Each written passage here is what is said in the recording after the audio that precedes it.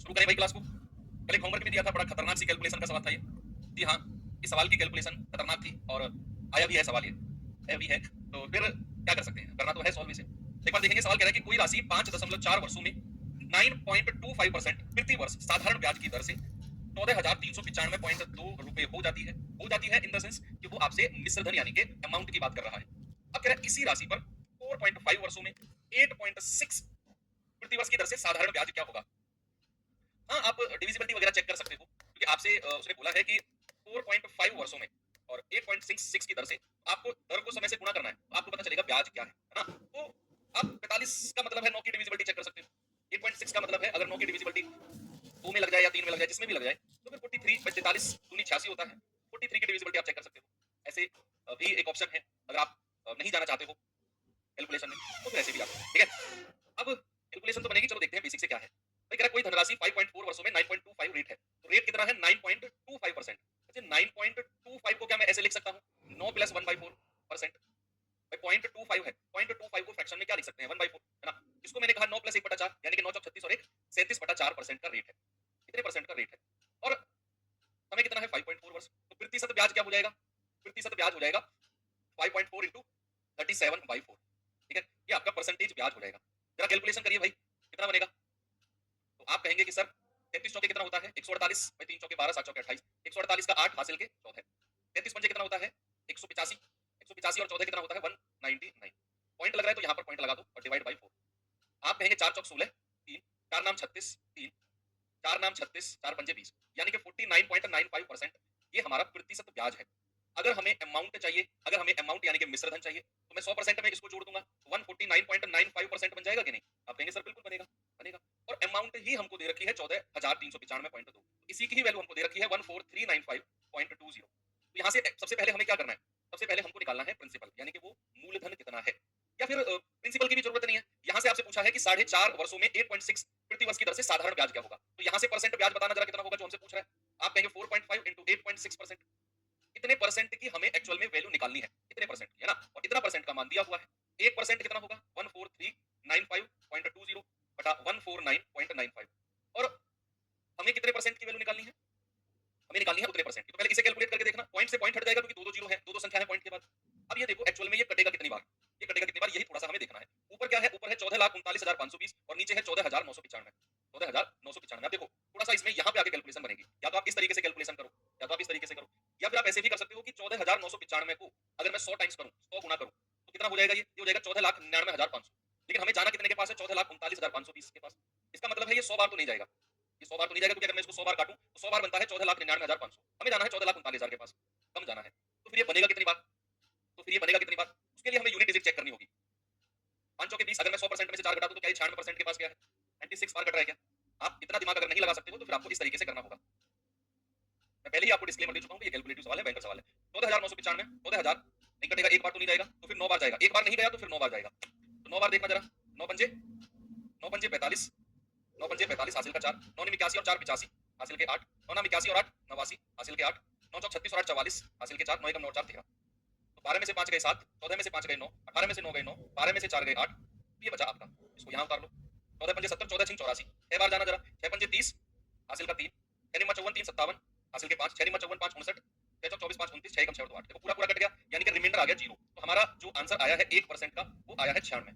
1% की वैल्यू कितनी है 96, और हमसे पूछा है इतना परसेंट की वैल्यू, तो गुणा कर दो आप, 4.5 गुणा 8.6 और गुणा 96, कितने परसेंट की वैल्यू हो जाएगी भाई। 1% का मान 96 है, कितने परसेंट का मान कितना हो जाएगा 96 से गुणा कर दिया, और आपका आंसर यहाँ से आ जाएगा। कल का होमवर्क सवाल था, ठीक है भाई।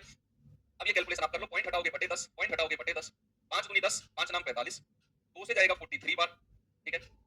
आप 9 दिया 27, 2 9 36 और 2 38 गुणा 96 और बटा 10। अब इसको गुणा कर लो आप, कह सकते 42, लास्ट में 2 आना चाहिए, और बटे 10 है तो 2 से पहले पॉइंट भी होना चाहिए भाई। बटे 10 है ना, तो इन संख्या को गुणा करके एक संख्या पहले पॉइंट लगेगा। देखो मैं गुणा नहीं कर रहा हूं आपको, सुनो, मैंने कहा 6 सत्ते 42 यूनिट डिजिट, लास्ट में 2 आना चाहिए, और बटे 10 है तो लास्ट की डिजिट से पहले पॉइंट भी होगा, तो लास्ट की डिजिट से पहले पॉइंट यहीं पर है, यहाँ भी नहीं है, यहाँ भी नहीं है, यहाँ भी नहीं है, एक ही ऑप्शन है, यानी कि इनको सॉल्व करके हमको मिलेगा 3715.2, और यही मेरा सही जवाब है। ये आई थिंक सीजीएल 2017 के मेंस का सवाल था। सीजीएल 2017 में अब तक का बेस्ट पेपर पूछा गया था मेंस का, उसके बाद उस लेवल का सवाल नहीं बना है, उससे पहले भी नहीं बना था, तो ये सीजीएल 2017 का सवाल था। जी हाँ था। चलो अब आपको टाइप चेंज करके और थोड़ा सा रिलैक्स फील कराता हूँ, थोड़ा सा ना रिलैक्स फील कराता हूँ। अब यहाँ मैंने कहा टाइप 5 और आपको इतना इंटरेस्ट इस टाइप में आने वाला है ना, आप अगर दिल खुश हो जाएगा तुम्हारा, क्योंकि तुम्हारे तुम्हारे दिल खुश करने वाला टाइप है। तो चलिए सुनो, क्या है कि भाई अगर मैं आपसे पूछूं कि कोई धनराशि अपने आप का दुगुना हो गई, कोई धनराशि अपने आप का दुगुना हो गई या डबल हो गई, तो इस बात से आप क्या समझते हो? कोई धनराशि मान लो आपसे मैंने लिए 10,000 रुपए और वो कुछ टाइम बाद 20,000 हो गए। कुछ टाइम बाद क्या हो गए 20,000? तो उसमें ब्याज कितना बना?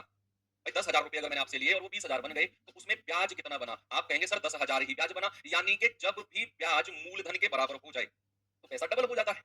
पैसा डबल हो जाता है ना? तो इसका मतलब है कि और मूलधन कितना होता है? 100%। तो ब्याज भी कितना होना चाहिए? ब्याज भी 100% होना चाहिए। भाई जब हमारा ब्याज मूलधन के बराबर हो गया, तो पैसा डबल हो गया। जितना मूलधन उतना ब्याज, पैसा डबल। तो अगर मूलधन 100% है तो ब्याज भी कितना होगा? 100%। ब्याज भी कितना होगा? 100%। चलो ये तो बात थी बिना पेन के समझने वाली। अब देखेंगे कि कोई पैसा अगर डबल हुआ है, इसका मतलब है कि वो पैसा कितना हुआ है? 1 से 2। कितना हुआ है बच्चे? वो पैसा हुआ है 1 से 2। यानी कि 1 रुपया अगर आपने मुझे उधार दिया, तो ये रहा है मूलधन और 2 रुपए आपको वापस मिलने हैं, तो ये हो जाएगा अमाउंट।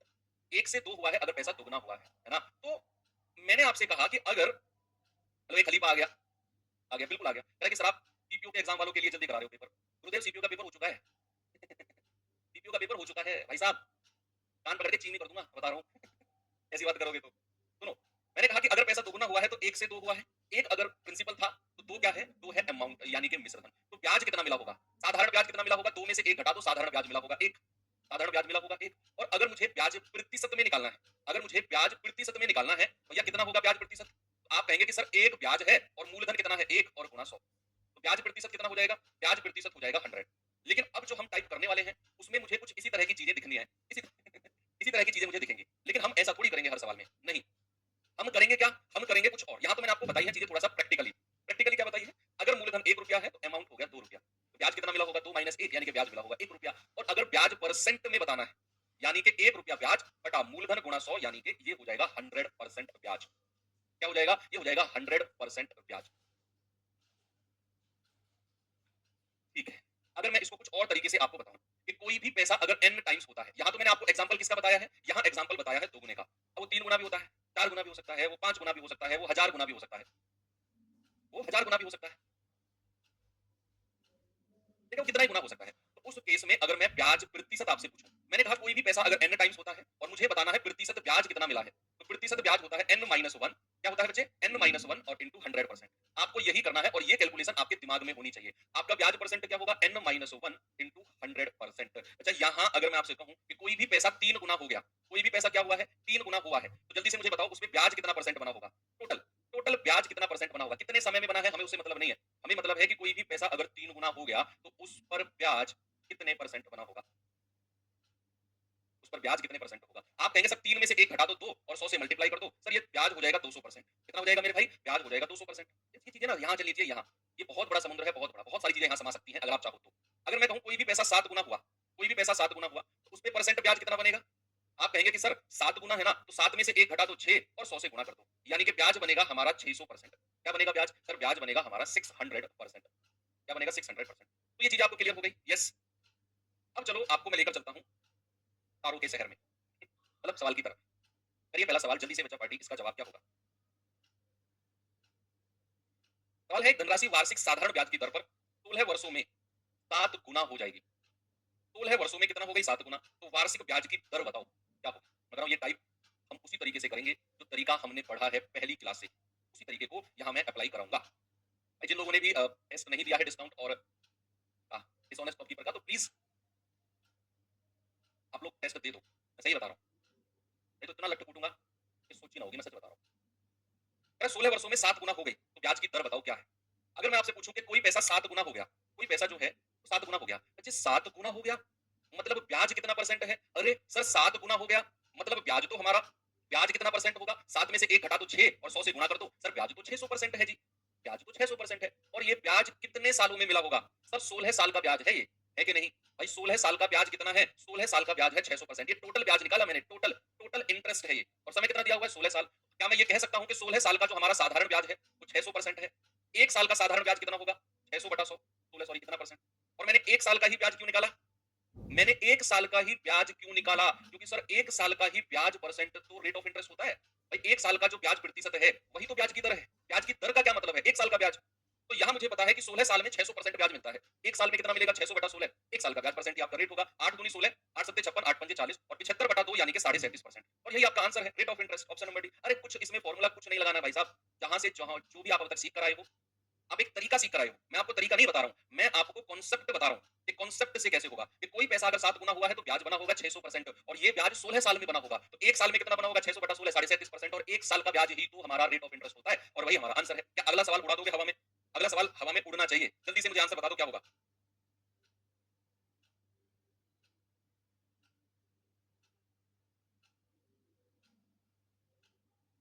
करो सवाल को। सवाल है, एक वित्तीय संस्थान यह दावा करता है कि वह वार्षिक साधारण ब्याज की एक निश्चित दर पर 25 वर्षों में मूलधन का 3 गुना देता है। मूलधन का 3 गुना पैसा देता है वो संस्थान। कितना आप पैसा दोगे? 3 गुना देगा। अक्षय कुमार वाली मूवी में कितना पैसा बन रहा था? 20 दिन में डबल पैसा बन रहा था ना वो। बाबू भाई का मकान बिकवा देता है। बाबू भाई 20 दिन में पैसा डबल, 20 दिन में पैसा डबल। और सूट वूट पहन के सारा पैसा गया और अपना तो गया ही गया और उसका और पैसा डुबा देता है राजपाल यादव का, है ना? तो ये वही है कि कोई वित्तीय संस्थान है, वो 25 वर्षों में मूलधन का 3 गुना कर रहा है पैसे को। तो यहाँ अगर उसने बोला है कि पैसा 3 गुना हो रहा है, तो उसे ब्याज कितना मिला होगा? ब्याज। आप कहेंगे सर ब्याज मिला होगा उसे 3 में से 1 घटाया 2 और 100 से गुणा कर दिया, यानी कि ब्याज मिला होगा सर 200%। और ये कितने साल का है? सर 25 साल का है। 25 साल का ब्याज है हमारा 200%। तो 1 वर्ष का ब्याज कितना हो जाएगा? 1 वर्ष का हो जाएगा 200 बटा 25%। और 1 साल का ही ब्याज मैंने क्यों निकाला? क्योंकि बच्चे 1 साल का ही तो ब्याज हमारा क्या होता है? रेट ऑफ इंटरेस्ट, यानी कि ब्याज की दर। मजा आया? है ना? जो कॉन्सेप्ट मैं पहली क्लास से आपको सिखा के चला हूँ, मैंने कहा था ना कि ये दमदार कॉन्सेप्ट और बहुत यहाँ पे मजा आपको आने वाला है। जरा ये सवाल देखिए। नहीं ये नहीं, ये वाला देखिए। ये वाला सवाल देखिए जरा। क्या बोला सवाल ने कि in how many years an amount will be doubled at a rate of 18.75% simple interest per year. करें 18.7% प्रति वर्ष साधारण ब्याज की दर से कोई धनराशि कितने वर्ष में दोगुना हो जाएगी। यहाँ अब हमें समय नहीं दिया हुआ, रेट दे दिया कि भाई कितना रेट है तो कितने समय में पैसा डबल हो जाएगा। आप पहले अपना वही काम करो कि प्रतिशत ब्याज क्या है। प्रतिशत ब्याज यहाँ पे सवाल करें कि पैसा क्या हुआ है? पैसा दुगुना हुआ है। अच्छा पैसा दुगुना हुआ है यानी कि ब्याज कितना मिला होगा हमको? तब 2 में से 1 घटाओ 100, सॉरी 1 और 100 से गुणा कर दो यानी कि ब्याज तो 100% मिला होगा। भाई पैसा डबल हुआ इसका मतलब ब्याज 100% होगा। ब्याज 100% होगा। और ब्याज का मतलब क्या होता है? ब्याज का मतलब होता है रेट ऑफ इंटरेस्ट को टाइम से गुणा करते हैं। यही तो करते हैं हम, रेट ऑफ इंटरेस्ट ब्याज की दर को टाइम से, तब जाकर हमको 100% मिलता है। और रेट ऑफ इंटरेस्ट कितना है? 18.75% और गुणा टी बराबर 100%। यस, तो यहां से आप टी का मान निकाल लो। 100 बटे 18.75, भाई परसेंट से तो परसेंट उड़ गया ना, तो 100 बटे 18.75, ये हमारा टाइम आ गया, समय आ गया, है ना? मैंने क्या बोला कि ब्याज बना है दुगुना पैसा हुआ तो ब्याज बना 100%। और ब्याज अगर 100% है तो ब्याज का मतलब होता है कि r% को टी से गुणा करते हैं। यही तो हम करते आए। r कितना है? 18.75 गुणा टी बराबर 100%। तो टी कितना आ गया? परसेंट से परसेंट गया, ये आ गया। भाई साहब अगर मैं यहाँ से पॉइंट को हटा दूं तो पॉइंट के बाद दो संख्या है तो ऊपर 100 से गुणा हो जाएगी। 25 चौके 100, 25 सत्ते 175, 25 पंजे 125, 25 या 75, 25 चौके 100, यानी कि 4 चौके 16/3 वर्ष हमारा सही जवाब है। 16/3 वर्ष। लेकिन सवाल उसने कुछ इस तरीके से ऑप्शंस बनाए हुए हैं तो कोई दिक्कत नहीं। आप 3 का पहाड़ा पढ़ो, कितनी बार गया है पूरा पूरा? 3 पंजे 15, यानी कि 5 वर्ष तो पूरे हो गए। 3 पंजे 15 प्लस 1/3, भाई 3 पंजे 15 हासिल का क्या बचा? 1/3। अब इस 1/3 को अगर मैं वर्ष में बनाना चाहूं, 1/3 को मैं 12 से गुणा कर दूंगा। क्यों किया मैंने? क्योंकि ये महीने बन गए। अब भाई 16/3 वर्ष था ना, मैंने 3 पंजे 15 यानी कि 5 वर्ष तो पूरे पूरे थे। हासिल का कितना बचा? 1/3। गुणा मैंने 12 किया क्योंकि एक साल में 12 महीने होते हैं। 1/3 साल में कितने महीने होंगे? 12 से गुणा कर दिया, 3 चौके 12, यानी कि मैं कह सकता हूं कि 5 महीने और 4 मंथ, 5 5 ईयर्स, 5 ईयर्स और 4 मंथ। ठीक है, ऑप्शन नंबर 2 हमारा सही जवाब। एक और सवाल दूं ऐसा ही, चलो एक और सवाल देता हूं, जरा इस सवाल को करिए।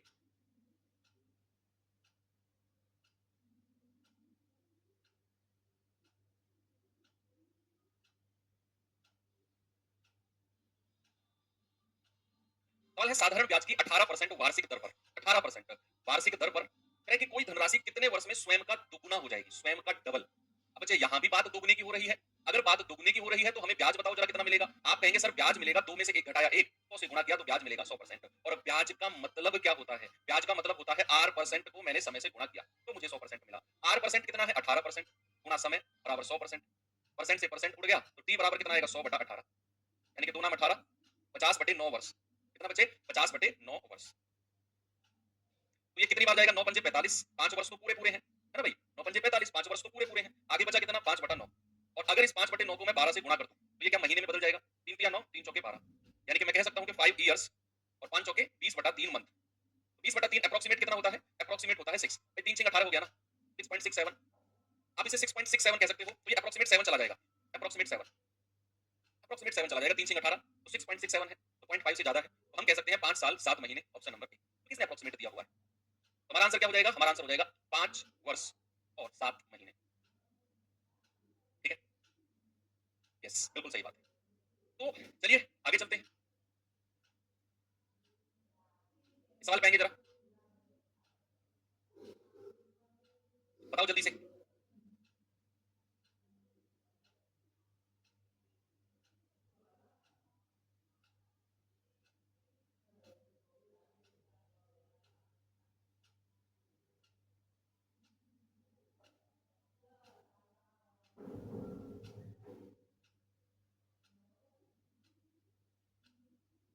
चलिए भाई बताएंगे जरा। 5 साल 6 महीने कर सकते थे बच्चे अगर हमारा 20/6 का मतलब क्या है, 6 18, सॉरी 20/3 का मतलब है 3 6 18, 6.67। अगर ये 6.5 से कम होता, अगर ये 6.5 से कम होता ये डिवाइड, तो फिर मैं 5 महीने कह देता।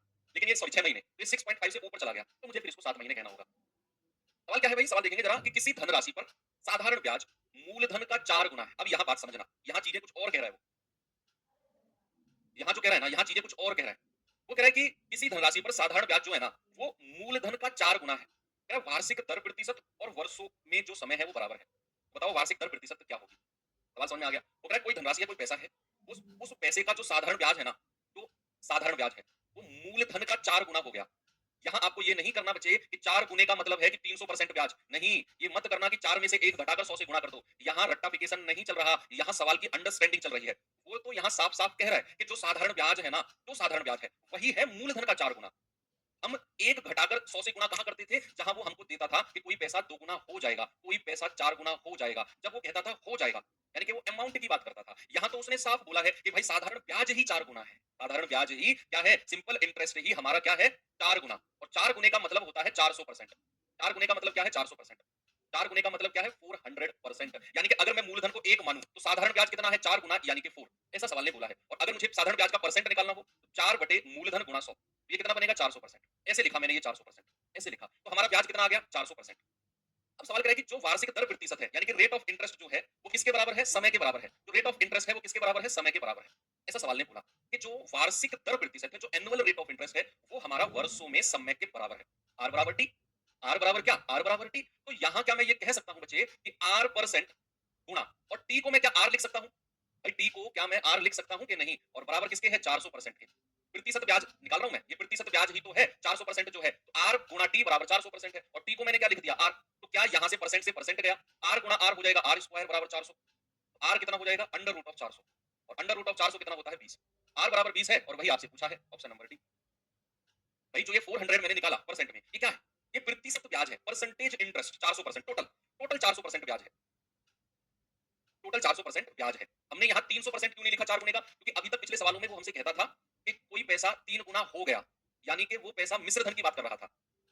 यहाँ वो कह रहा है कि साधारण ब्याज ही मूलधन का 4 गुना है। मैंने रेशियो बनाकर नहीं दिखाया आपको कि मूलधन अगर 1 यूनिट है तो साधारण ब्याज कितना है, 4 गुना, 4 यूनिट। तो यहाँ से साधारण ब्याज का परसेंट निकालो आप, 400% आएगा। वहां मिश्र धन 3 गुना या 4 गुना होता था, तो हम 1 घटाकर उसमें से परसेंट निकालते थे ब्याज का। यहाँ तो हम ब्याज का परसेंट ही 400% लिखेंगे। अब सवाल ने कहा जो वार्षिक दर प्रतिशत है, रेट परसेंट, वो समय के बराबर है, टाइम के बराबर है, टाइम के बराबर है, ऐसा सवाल ने दिया है। ऐसा सेकंड लाइन में सवाल ने बोला है कि जो वार्षिक दर प्रतिशत है वो समय के बराबर है, तो आर बराबर टी। और मैं जानता हूं प्रतिशत ब्याज होता है आर परसेंट गुणा टी, पिछले सवाल में मैंने लिखा था बराबर 400, और टी की जगह मैंने यहाँ आर लिख दिया। परसेंट से परसेंट गया, आर स्क्वायर बराबर 400, आर बराबर रूट 400 यानी कि 20%। ऑप्शन नंबर डी हमारा सही है। अगले सवाल पे चलते हैं, ये सवाल देखिए जरा,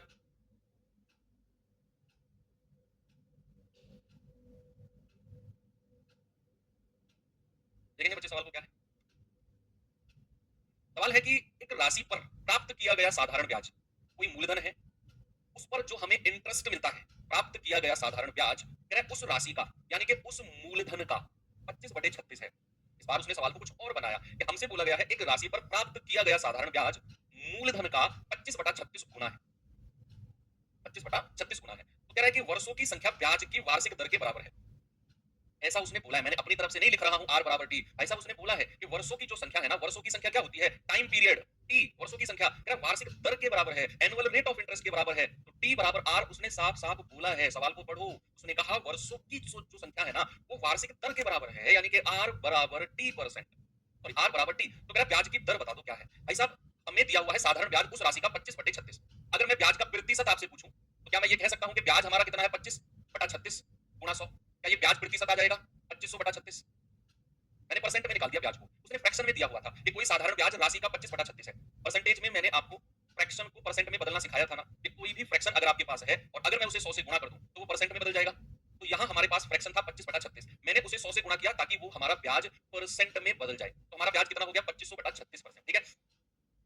परसेंट ब्याज है। ये क्या है? परसेंट ब्याज। और प्रतिशत ब्याज का मतलब होता है आर परसेंट गुणा टी। भाई यही तो होता है, हम तो पहली क्लास से सीखते आ रहे हैं। बराबर कितना है? 2500 बटा 36%। क्या मैं इसे टी की जगह आर कह सकता हूं? क्या मैं इस टी को आर कह सकता हूं? सवाल ने बोला है कि जो वर्षों की संख्या है ना, वो ब्याज की दर के बराबर है। जितनी हमारी ब्याज प्रतिशत है उतने ही वर्ष है। मान लो ब्याज का परसेंट आया सपोज 6%, तो पैसा भी 6 साल के लिए दिया गया। मान लो ब्याज की परसेंट आई 8%, तो पैसा भी 8 साल के लिए था। ऐसे मैं कहना चाह रहा हूं। मान लो ब्याज की दर आई 8.33%, तो पैसा भी 8.33 वर्ष के लिए दिया गया है। ऐसा सवाल कहना चाह रहा है। जितना रेट ऑफ इंटरेस्ट है परसेंट में, समय भी उतना ही है वर्षों में। वो यही तो कह रहा है, वर्षों की संख्या ब्याज की दर के बराबर है। इसीलिए मैंने टी बराबर आर बोला। तो क्या इसे टी की जगह मैं आर कह सकता हूं? तो परसेंट से परसेंट उड़ेगा, आर गुणा आर हो जाएगा आर स्क्वायर बराबर 2500 बटा 36। तो यहाँ से आर कितना मिलेगा बच्चा? ये मिलेगा अंडर रूट ऑफ 2500 बटा 36। आपको ये डिवाइड करने की कोई जरूरत नहीं है। आप जानते हैं कि जो 2500 है ये परफेक्ट स्क्वायर है, पूर्ण वर्ग है, और जो 36 है ये भी परफेक्ट स्क्वायर है, पूर्ण वर्ग है। तो 2500 का रूट कितना होता है? 50, और 36 का रूट कितना होता है? 6। आर बराबर कितना मिल गया? 50 बटा 6, यानी कि 2 तिया 6 और 2 से जाएगा 25 बार। तो 25 बटा 3 यानी कि 3 8 24 पॉइंट 3 तिया 9 3 तिया 9 यानी कि 8.33%। हालांकि ये 3 3 3 3 इनफाइनाइट टाइम्स तक जाता है, कोई दिक्कत नहीं, हम तो 3 डिजिट तक लेंगे। तो 25 बटा 3 का मतलब है 8.3333%। ठीक है? अब अगले सवाल की तरफ चलता हूं मैं। नहीं, उससे पहले आप इस पे आओ। इस सवाल को करो जरा।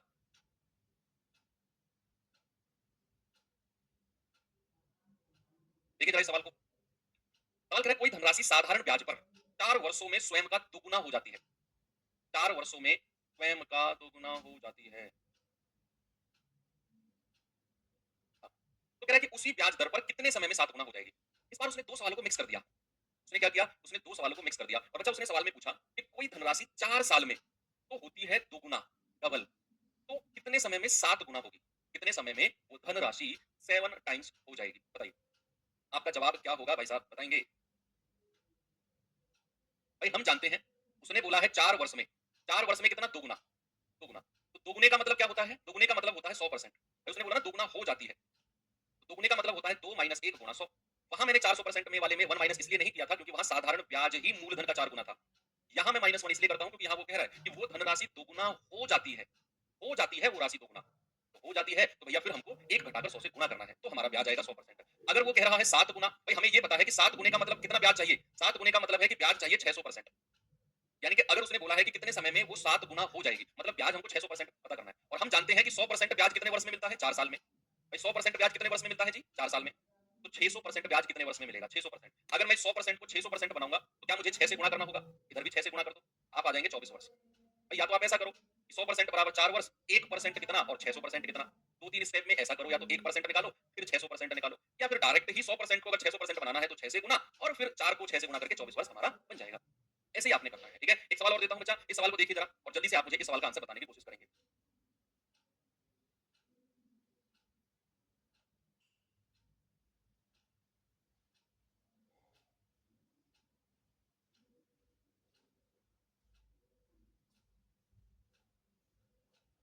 है कि एक निश्चित साधारण ब्याज की दर पर एक राशि 8 वर्ष में स्वयं का 3 गुना हो जाती है, 3 टाइम्स। वह समान ब्याज दर पर इसी राशि का 5 गुना होने में कितना समय लगेगा? भाई वो कह रहा है कि 8 साल में 3 गुना हो गई। भाई साहब 3 गुने का क्या मतलब होता है? सर 3 गुने का मतलब होता है 200% ब्याज। 200% ब्याज कितने वर्ष में मिला है? ब्याज 200% है। 200% ब्याज कितने वर्ष में? सर 8 वर्ष में। और आपसे बोल रहा है कि धनराशि को 5 गुना करना है। तो 5 गुना करने के लिए ब्याज कितना होना चाहिए? सर ब्याज होना चाहिए 4%, 400%। हमें पता है कि 200% ब्याज 8 साल में मिलता है। 400% ब्याज कितने में मिलेगा? भाई 200 को 400 बनाने के लिए 2 से गुणा करना पड़ेगा। इधर भी 2 से गुणा कर दो, ये मिलेगा 16 वर्ष में। 400% ब्याज 16 वर्ष में, ऑप्शन नंबर सी। या तो आप 1% का मान निकालो फिर 400 का निकालो। अगर आप इतने अब काबिल बन चुके हो कि इस इधर अगर 2 से गुणा करने पर 400 मिल रहा है तो इधर भी 2 से गुणा करने पर 16 बना सकते हो। ओके? चलो, ये सवाल करिए।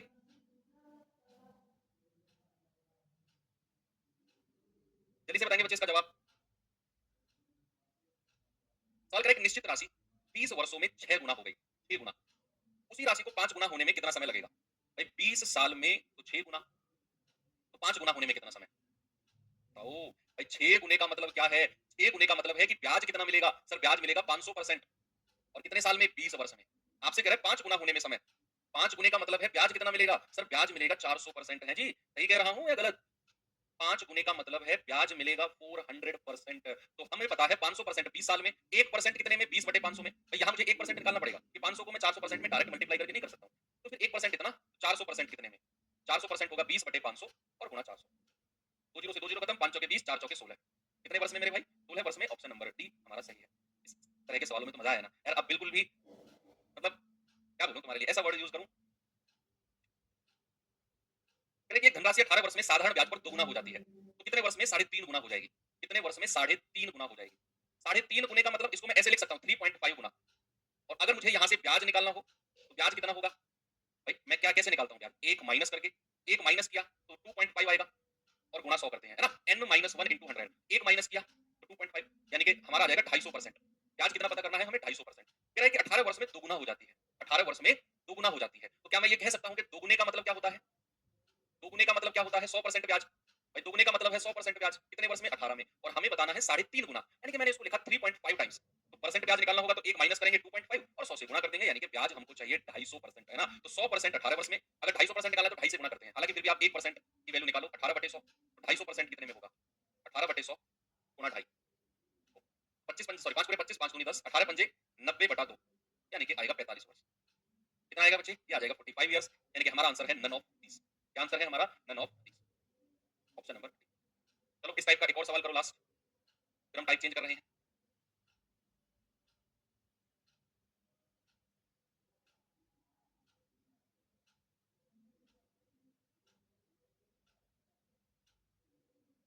देखिए जरा, वो कह रहा है यदि 5 वर्ष का साधारण ब्याज मूलधन के 25% के बराबर है। अब यहाँ तो हमको ब्याज परसेंट में दे ही 100%, और अगर हमारा उसने बोला है कि ब्याज मूलधन के बराबर हो जाएगा, ब्याज बराबर मूलधन कह रहा है सवाल के लास्ट में देखो कि कितने वर्ष में ब्याज मूलधन के बराबर हो जाएगा, तो क्या मैं ये कह सकता हूं कि अगर ब्याज मूलधन के बराबर हो रहा है तो क्या ब्याज भी हमारा 100% हो जाएगा? भाई मूलधन तो 100% होता है हमारा, ये तो यूनिवर्सल ट्रुथ है कि मूलधन 100% है, और अगर ब्याज भी हमारा मूलधन के बराबर हो गया, ऐसा सवाल ने बोला, तो हमारा ब्याज भी 100% हो जाएगा। हमारा ब्याज भी कितना होगा बच्चा? ब्याज भी 100% हो जाएगा। ठीक है, कोई दिक्कत नहीं है किसी को भी। तो ब्याज हमको 100% बनाना है, तो सवाल कह रहा है कि 25% ब्याज बनता है 5 वर्ष में, तो 25% ब्याज कितने वर्ष में बनता है? 5 वर्ष में।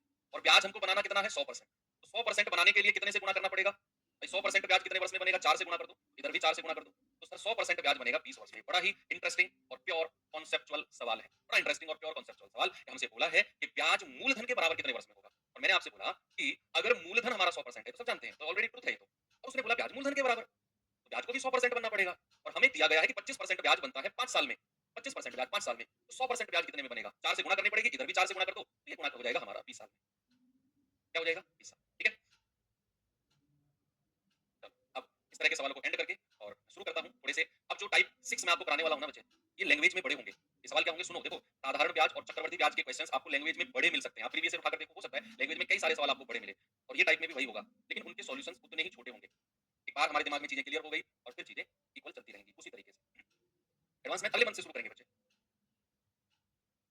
तो यहाँ देखिए, सवाल है आपके सामने, ये आपने क्या करना है, पेन साइड में रखना है और इसको पढ़ना है। एक बार, दो बार, तीन बार, जितना आप पढ़ सकते हो आप पढ़ो इसे। आपको जस्ट पढ़ना है इस सवाल को।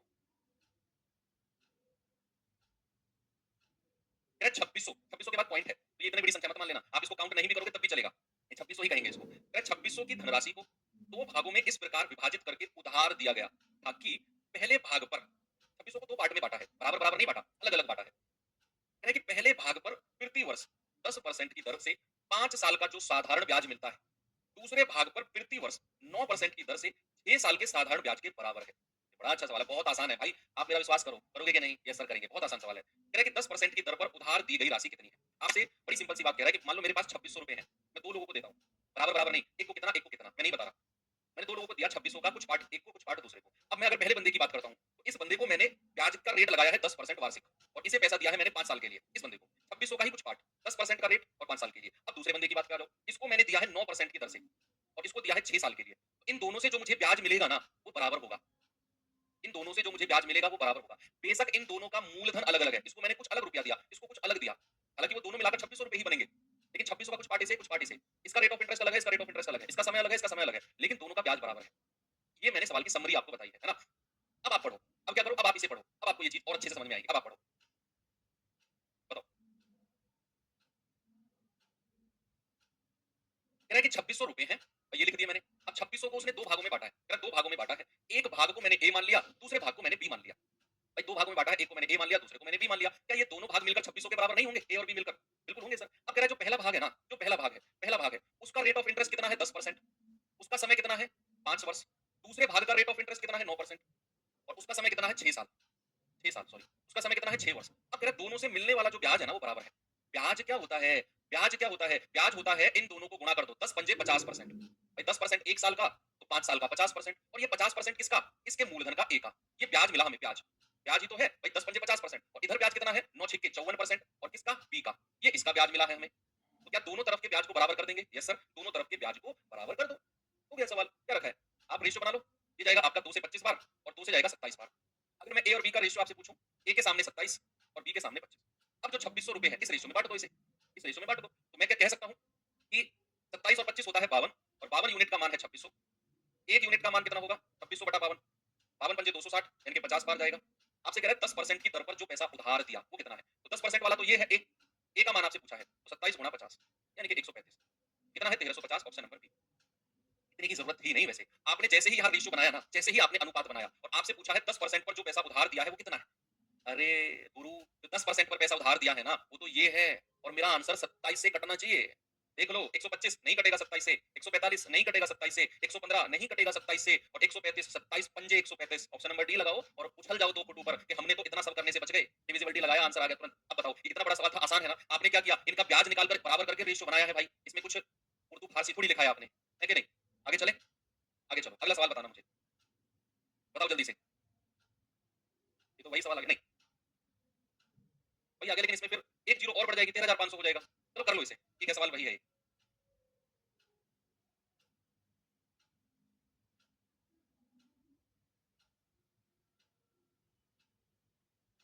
चलो करते हैं।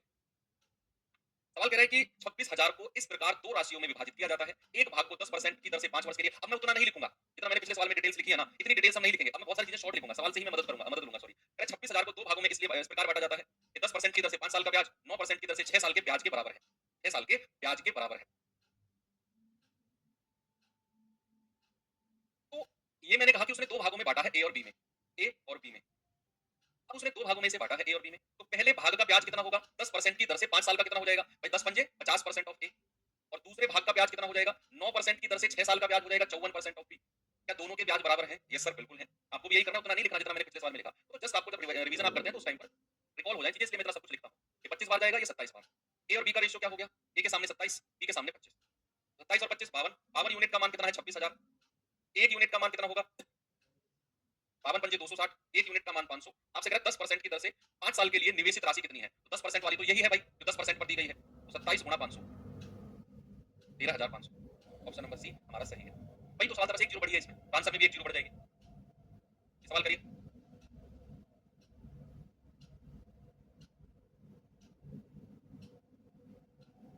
पढ़िए सवाल को।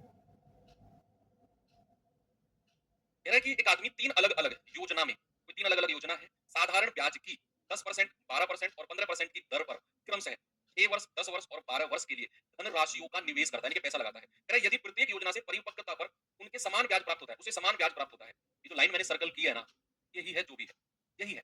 वो कह रहा है उसे मिलने वाला जो ब्याज है ना, वो बराबर है। तब मैंने आज क्लास बैच लिया है, कहां से शुरू करूं? आप शुरू करो बच्चे परसेंटेज से। कह रहा है कि उसे समान ब्याज मिलता है। अब यहाँ तीन लोग आ गए, कौन आ गए? तीन लोग। तो कह रहा है उनके द्वारा निवेशित की गई धनराशि का अनुपात बताओ क्या है? तो क्या मैं ए बी सी तीन धनराशि मान लूं? क्या मैं ए बी सी तीन धनराशि मान लूं? यस बिल्कुल मान लो भाई। पहली वाली का रेट कितना है? 10%। दूसरे वाली का रेट कितना है? 12%। और तीसरे वाली का रेट कितना है? 15%। पहली वाली 6 साल के लिए दी गई, दूसरे वाली 10 साल के लिए दी गई, और तीसरे वाली 12 साल के लिए दी गई। ये टाइम है। तो ब्याज कितना मिलेगा? 10 छिक्के 60% ऑफ ए। यहाँ ब्याज कितना मिलेगा? 12 धाम 120% ऑफ बी। और यहाँ ब्याज कितना मिलेगा? 15 12 180% ऑफ सी। गुणा कर दिया मैंने इनको, और तीनों से मिलने वाला ब्याज जो है वो बराबर है।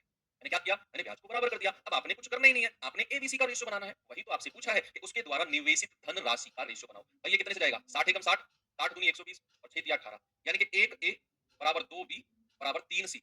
और ये रेशियो का पार्ट है, हमने बहुत सीखा है रेशियो में कि अगर मुझे ए का अनुपात चाहिए तो मैं उसको छुपा दूंगा, बाकी दो को गुणा करूंगा, 2 दिया 6। अगर मुझे बी का रेशियो चाहिए तो बी को छिपा लो, बाकी दो को गुणा कर दो, 3 एकम 3। मुझे सी का रेशियो चाहिए तो सी को छिपा लो, बाकी दो को गुणा कर दो, 2 एकम 2। और यही मेरा आंसर है, 6 3 2। कुछ दम है सवालों में? नहीं है ना? बस कुछ ही दुकान, क्या बोलते हैं, ठीक है पकवान। 5-6 लाइन का सवाल है, उसमें है कुछ नहीं, ब्याज बराबर करना था, कर दिया। 3 लाइन में सवाल आ गया आपके सामने, ठीक है? आगे चलो, थोड़ा सा लेवल बनाते हैं सवाल का।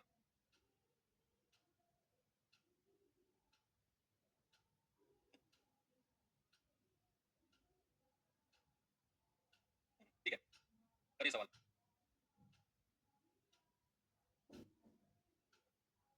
कह रहा है कि एक व्यक्ति ने अपनी पूंजी का 1/2 भाग 5% वार्षिक ब्याज की दर पर, और अपनी पूंजी का 1/3 भाग 8% की दर पर, तथा शेष तथा शेष जो हिस्सा है वो 10% की दर पर निवेश किया। अब कह रहा है 1 वर्ष में उसके तीनों निवेशों से मिलने वाली आय का मतलब होता है ब्याज, यानी कि जो उसकी इनकम हुई। भाई मान लो आप मुझे पैसा देते हो 10,000 रुपए उधार और आपका ब्याज बन जाता है 3,000, तो जो 3,000 ब्याज है वो आपकी इनकम ही तो हुई, वो आपकी आय ही तो हुई, तो उसको प्राप्त कुल आय 820 रुपए है। तो कह रहा है उसकी कुल निवेशित पूंजी बताओ कितनी है। चलो देखते हैं। यहाँ उसने पूंजी के बारे में बात की है, अपनी पूंजी का 1/2 भाग 5% पर, अपनी पूंजी का 1/3 भाग 8% पर, जो बच गया उसको 10% पर, और तीनों से मिलाकर जो ब्याज मिला वो 820 है। तो सबसे पहले मुझे उनकी पूंजी का अनुपात बनाना पड़ेगा। यहाँ उसने 1/2 भाग बोला है, दूसरा उसने 1/3 भाग बोला है। तो ये ऐसी चीजें मैंने आपको परसेंटेज में भी सिखाई थी, याद करो परसेंटेज में भी मैंने सिखाई थी। मैंने कहा था कि जब भी ऐसा हिस्सा आए, शायद रेशियो में भी पढ़ा था हमने, कि ऐसा हिस्सा जब भी आए और मुझे अनुपात चाहिए, तो मैं क्या करूंगा, मैं इनके फ्रैक्शन, जितने भी आपको फ्रैक्शन यहाँ दिए हुए हैं ना, सबको लिखो और उनके डिनोमिनेटर यानी कि उनके हर का आप एलसीएम ले लो। 2 और 3 का एलसीएम कितना होगा? 2 और 3 का एलसीएम होगा 6, और आप 6 के साथ एक आर जोड़ लो, 6 आर, 6 का कोई मल्टीपल 6 आर मानो, और 6 आर को आप मान लो क्या, कुल आय, कुल निवेशित पूंजी, कुल निवेश मान लो, total investment, total investment, total investment मान लो 6 आर। आर क्यों लगाया मैंने, अभी थोड़ी देर में आपको पता चलेगा। सबसे पहले हिस्सा निकाल दो अलग अलग। भाई उसने बोला 1/2 भाग, तो अगर मैं इसका 1/2 भाग निकालता हूं तो कितना आएगा, 1/2 गुणा 6 आर, ये हो जाएगा 3 आर। दूसरा कितना है, 1/3 आर गुणा 6 आर, ये हो जाएगा 3 दूनी 6, 2 आर। और जो शेष बच गया, शेष कितना बचा है, टोटल 6 में से 3 और 2 5 माइनस कर दूंगा तो बचेगा आर। यहाँ तक सवाल को समझो पहले। मैंने आपको क्या बोला, मैंने बोला कि जितने भी फ्रैक्शन आपको दिए हुए हैं 1/2 1/3, मैं सबसे पहले हिस्से के बारे में बात कर रहा हूँ, कितने परसेंट पे दिया गया है वो बात की बात है। तो मैंने कहा 2 और 3 का एलसीएम ले लो 6, और 6 के साथ एक आर मल्टीप्लाई में करो। क्यों करें, थोड़ी देर में पता चलेगा। उसको मान लो कुल निवेश, टोटल इन्वेस्टमेंट। अब कह रहा है 1/2 हिस्सा, तो इसका 1/2 3 आर, 1/3 हिस्सा, 1/3 हिस्सा 2 आर, और जो शेष बच गया है 6 में से 3 और 2 5 माइनस कर दो, शेष बच गया आर। अब पढ़ो सवाल को, अब पढ़ो सवाल को। आपसे कह रहा है कि 1/2 भाग तो 5% की दर पर, यानी कि इसका रेट ऑफ इंटरेस्ट 5% है, 1/3 भाग 8% की दर पे, और जो शेष हिस्सा है उसे 10% की दर पर। अब कह रहा है कि एक वर्ष में यानी कि तीनों का समय एक एक वर्ष है, तीनों का समय एक एक वर्ष है, तो क्या मैं ये कह सकता हूं कि उनका ब्याज कितना होगा एक एक साल का? तब ब्याज होगा 5 या 15% यहाँ से, 8 दूनी 16%, 16 15 आर, सॉरी 15 आर परसेंट यहाँ से, 8 दूनी 16 आर परसेंट यहाँ से, और 10 आर परसेंट यहाँ से। इनको मैंने गुणा कर दिया, ये हमारा ब्याज आ गया, टोटल ब्याज। और अगर मैं कुल ब्याज आपसे पूछूं तो कुल ब्याज कितना होगा, 15 16 31 और 10 41%, 41 आर परसेंट, और कुल ब्याज हमको दिया कितना है 820। सबसे पहले मैंने क्या किया, अलग अलग ब्याज निकाला, अलग अलग ब्याज निकाला, और फिर मैंने उनको जोड़कर कहा 41 आर परसेंट तीनों से मिलाकर, और वो हमारा 820 है। अच्छा यहाँ से आप कहेंगे 41 दूनी 82, 41 दूनी 82, और आर परसेंट का मतलब आर बटा 100 बराबर 20। तो यहाँ से आर कितना आ जाएगा, 100 की उधर गुणा होगी, आर आ जाएगा 2000। आर कितना आ गया 2000। आपसे कह रहा है कि उसके द्वारा निवेशित पूंजी कितनी है। भाई साहब निवेशित पूंजी कितनी है 6 आर, तो 6 आर का मान कितना हो जाएगा, 6 गुणा 2000। आप कहेंगे सर निवेशित पूंजी है 12,000, ऑप्शन नंबर सी हमारा बिल्कुल सही जवाब है। आपने यही करना है कि जितना आपको हिस्सा दिया हुआ है। हाँ आप ऐसा भी कर सकते हो कि आपको, चलो मैं एक दूसरा तरीका भी इसका बता देता हूँ कि आपको जो अच्छा लगे आप उससे कर लेना, आप उससे कर लेना कि आप ऐसा कर लो, चलो आपकी मर्जी है। एक और तरीका मैं आपको बता देता हूँ इस सवाल का। आप मान लो कि कुल निवेश, आप मान लो कि उसके द्वारा जो निवेश है ना, उसके द्वारा जो निवेश है, निवेश को ही आप आर मान लो, आप एलसीएम एलसीएम लेने से थोड़ा सा बच जाओगे। आप मान लो कि उसका निवेश ही आर है। अगर निवेश आर है तो वो कह रहा है 1/2 भाग 5% पे, 1/2 कितना हो जाएगा 1/2 आर, और 5% पे है तो 5% से गुणा कर दिया। मैं ब्याज निकाल रहा हूँ, ब्याज निकाल रहा हूँ मैं ना, तो पहले तो 1/2 भाग निकाला, 1/2 आर, और ब्याज से गुणा कर दिया, प्लस कह रहा है 1/3 भाग, 1/3 भाग कितना होगा 1/3 आर, 8 से गुणा कर दिया। कह रहा है शेष हिस्सा, तो शेष हिस्सा निकालने के लिए बच्चे आपको पहले 1/2 और 1/3 को जोड़ना होगा, 3 2 5 बटे 3 दूनी 6, और फिर उसे आपको आर में से माइनस करना होगा। आपको आर में से 5/6 आर माइनस करना होगा, तो 6 एकम 6 में से 5 गया 1/6 आर, 1/6 आर कितने रेट से 10% से, और टोटल ब्याज कितना है 820। और ये आपके लिए मैंने करने के लिए दे दिया। यहाँ से आपको ये सब सॉल्व करके आर का मान निकालना है कैसे होगा, ठीक है। ये बिना एलसीएम के आप ऐसे कर सकते हैं, ठीक है। आगे बढ़ो, नहीं तो मुझे तो ये बेस्ट तरीका लगता है कि आपने क्या किया, जो जो हिस्से दिए हुए हैं सबका एलसीएम लेकर और फिर हिस्से बांट के रेट से गुणा कर दिया, ब्याज आया जोड़कर सीधा 820 के बराबर, आर का मान मिला 2000, 6 से गुणा किया 12000, हमारा बिल्कुल सही जवाब है। हाँ ऐसा भी कर सकते हो आप, देखो इस सवाल में वो भी लग जाएगा, इस सवाल में बच्चे वो भी लग जाएगा, क्या बात है, डिविजिबिलिटी भी लग जाएगी। फिर तो आपको कुछ करना ही नहीं है, फिर तो ना आपको कुछ करना ही नहीं है, अगर आप ऐसा चाहते हो डिविजिबिलिटी लगाना। देख लो भाई, बहुत आगे निकल चुके हो तुम लोग डिविजिबिलिटी के मामले में, बहुत आगे। मैं कह रहा हूं तुम्हें रोकने वाला कोई नहीं है, दूर दूर तक कोई नहीं है। कि आपने इन दोनों का एलसीएम माना कुल हिस्सा 6 आर, और फाइनली हमसे वही पूछा है।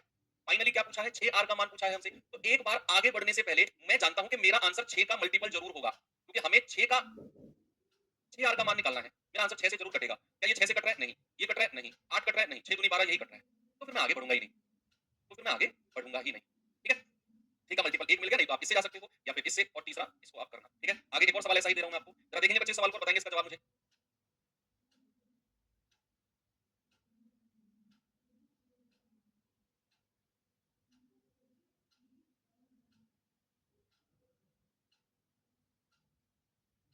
करिए सवाल।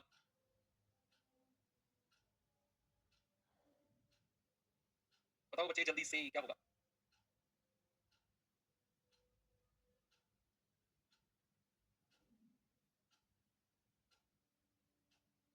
अच्छा कुछ लोग ना 1 घंटे से ज़्यादा क्लास अगर मैं कर रहा हूँ ना, मैं 2-4 लोगों को देख रहा हूँ ना, वो बड़ा मतलब गुस्सा-सा दिखा रहे हैं मुझे। 1 घंटे से ज़्यादा अगर मैं क्लास लेता हूँ। अच्छा आपको एक बात बताऊँ मैं जेन्युइन बात देखो मैं एक अध्यापक हूँ और मैं सारी कैलकुलेशन जानता हूँ कि अगर मैं केवल 1 घंटे ही क्लास कराऊँगा ना, तो आपका सिलेबस खत्म होगा 4 महीने। आपका सिलेबस खत्म होगा जनवरी लास्ट में जाकर। क्या आप चाहते हो कि मैं 1-1 घंटे या 55 मिनट पढ़ाऊँ और आपको जनवरी लास्ट तक खींच कर ले जाऊँ? जनवरी लास्ट समझ रहे हो? 6 महीने बाद। आपने जो शुरू से पढ़ा था ना सब भूल जाओगे तब तक। 1 घंटे आपकी मर्ज़ी है। देखो मेरा क्या है ऐसा नहीं है कि मैं आपको पढ़ाकर विदेश निकलना है मुझे या मैं सन्यास ले रहा हूँ। मुझे क्या है मैं तो पढ़ाता जाऊँगा। मेरी तो ये क्लास कंटिन्यू चल रही है, चलते रहो भाई साहब। मेरा तो काम है ये। मेरा तो काम है ये एग्ज़ाम मुझे नहीं देना, एग्ज़ाम आपको देना है। दिस इज़ माय वर्क और मैं अपने वर्क को सालों-साल चलाता जाऊँगा। मुझे क्या फ़र्क पड़ रहा है? आप चाहो तो बता दो। तो 1.5 घंटे की क्लास तो मैंने बहुत कम की है। लोग 2-2 घंटे, ढाई-ढाई घंटे की क्लास करते हैं। भाई आप और टीचर्स के बारे में नहीं जानते हो शायद। चलो अच्छी बात है नहीं जानते हो लेकिन आप थोड़ा-सा इन्फॉर्मेशन लो। मैथ्स के टीचर 2 घंटे अपनी क्लास को लेकर चलते हैं भाई।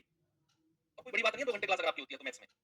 ये फाउंडेशन बैच है, इस बैच में ऐसा कोई एक्सक्यूज़ मत दिया करो कि सर हमारी वो क्लास चल गई, लाइव हो गई, सर वो क्लास लाइव हो गई, हमारी फलानी क्लास 8 बजे से चल गई, वो क्लास चल गई, वोकैब्युलरी चल गई। भाई ये मैथ्स है, यहाँ केवल जिस एग्ज़ाम की आप तैयारी कर रहे हो वो बच्चे नहीं हैं। यहाँ हर एग्ज़ाम के यहाँ वही बच्चे हैं जिनका जो अलग ही पढ़ रहे हैं कुछ, जिनका आपसे कोई मतलब ही नहीं है आपके एग्ज़ामों से, यहाँ वो भी बच्चे पढ़ रहे हैं। वो तो सोचो थोड़ा भाई मेरे। तो कह रहा है कि एक व्यक्ति मतलब मैं अगर टाइम बढ़ाता हूँ ना तो इसका मतलब ये नहीं है कि मैं आपका सिलेबस खींच रहा हूँ। एक्चुअल में मैं आपका फ्लो बनाना चाह रहा हूँ। 1 घंटे में कहाँ फ्लो बनता है यार? क्या बात कर रहे हो तुम? एसएससी जीडी या यूपी कांस्टेबल की क्लास नहीं करा रहा हूँ मैं आपको कि 1 घंटे में सिलेबस चल के हमारा 3 महीने में कंप्लीट हो जाएगा।